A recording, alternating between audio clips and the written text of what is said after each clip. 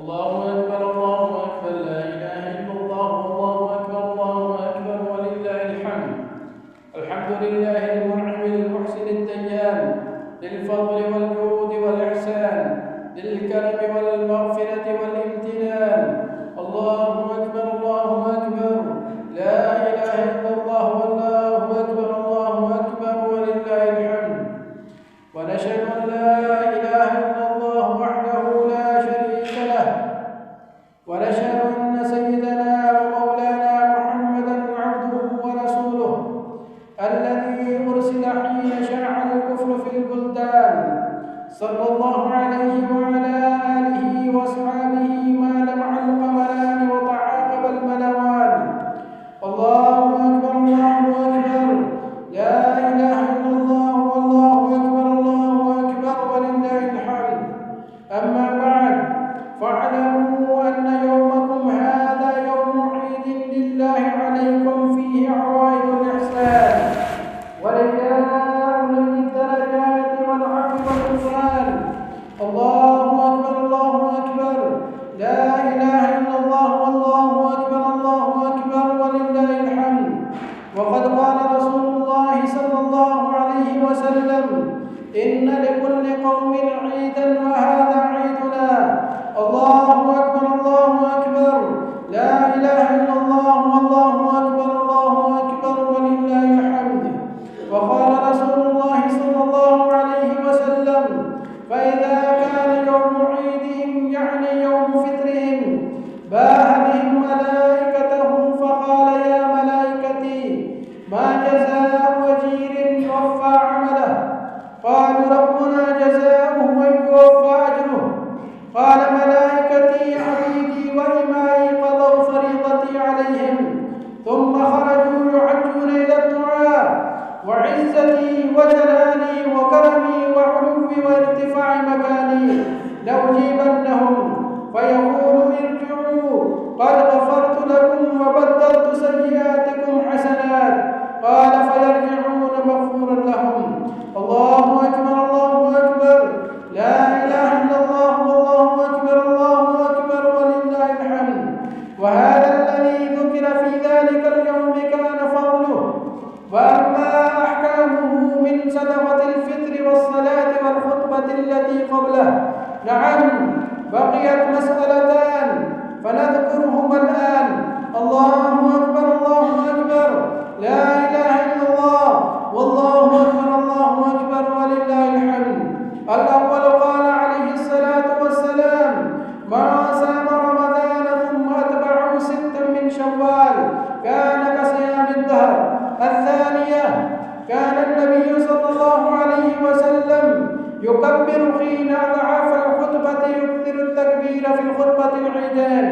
الله أكبر لا إله إلا الله والله أكبر ولله الحمد.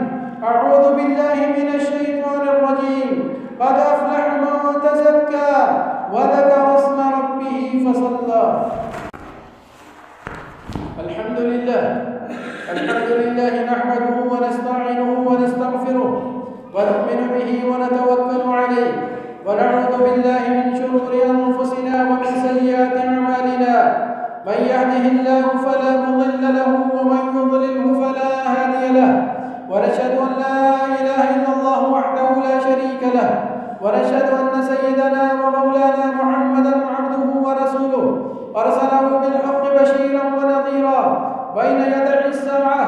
من يطع الله ورسوله فقد رشد، ومن يعصهما فإنه لا يضر إلا نفسه ولا يضر الله شيئا. أعوذ بالله من الشيطان الرجيم. إن الله وملائكته يصلون على النبي يا أيها الذين آمنوا صلوا عليه وسلموا تسليما. اللهم صل على سيدنا ومولانا محمد عبدك ورسولك، وصل على المؤمنين والمؤمنات والمسلمين والمسلمات، وبارك على سيدنا ومولانا محمد وأزواجه وذرياته. قال النبي صلى الله عليه وسلم: أرحم أمتي بأمتي أبو بكر، وأشدهم في أمر الله عمر، وأصدقهم حياء عثمان، وأقضاهم عليه، وفاطمة سيدة نساء أهل الجنة.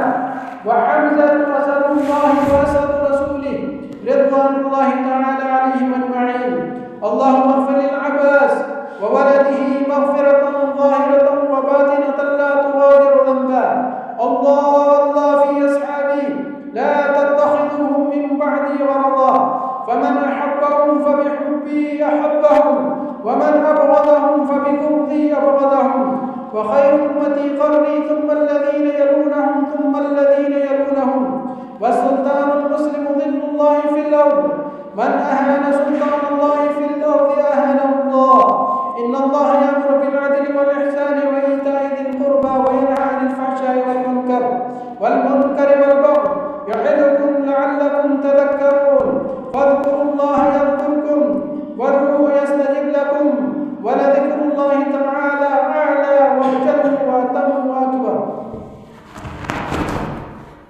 سيدنا محمد وعلى آل سيدنا محمد وبارك وسلم وصل عليه. اللهم ربنا آتنا في الدنيا حسنة وفي الآخرة حسنة وقنا عذاب النار. ربنا ظلمنا أنفسنا وإن لم تغفر لنا وترحمنا لنكونن من الخاسرين. اللهم إنا نجعلك في نحورهم ونعوذ بك من شرورهم. اللهم استر عوراتنا وآمن روعاتنا. اللهم استر عوراتنا وآمن روعاتنا. ربنا هب لنا من أزواجنا وذرياتنا قرة أعين واجعلنا للمتقين إماما. یا اللہ یہاں پر جتنی حضرات تشریف لائے ہیں ان کے آنے کو اپنے دربار میں قبول و منظور فرما. یا اللہ ان کی نماز کو اپنے دربار میں قبول و منظور فرما. یا اللہ ہم سب نے جو روزے رکھے ہیں روزوں کو قبول فرما.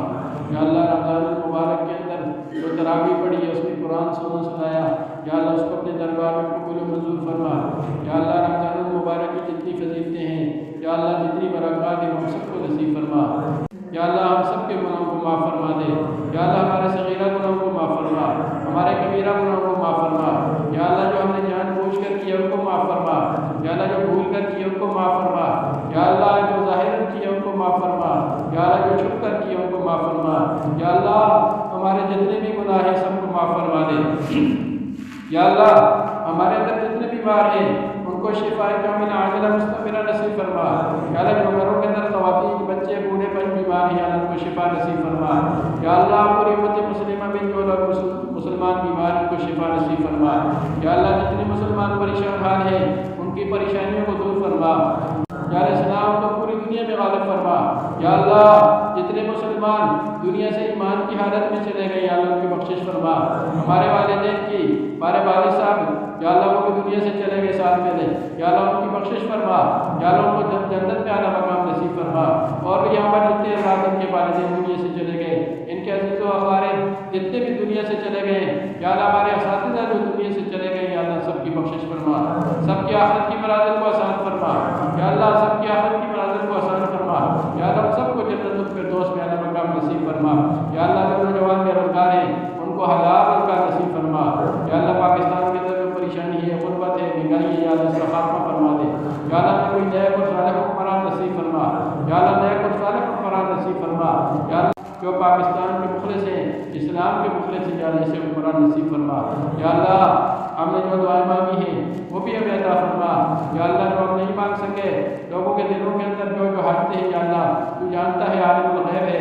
یا اللہ سب کی جائزہ رات کو پورا فرما. یا جب موت ہے تو کلمہ شہادت نصیب فرما اور شہادت کی موت نصیب فرما. صلی اللہ تعالی علی خیر خلقہ محمد وعلی آلہ وصحبہ اجمعین برحمتک یا رب.